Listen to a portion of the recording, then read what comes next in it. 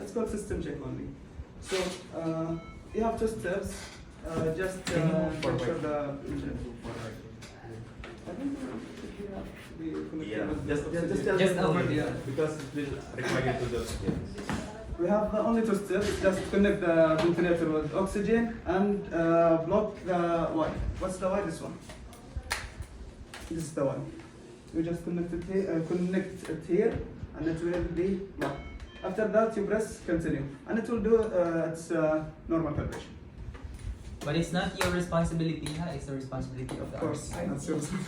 Tapos mag-calibrate ka, Bert. Kung nakamuha dito. But then you will calibrate the ventilator remotely.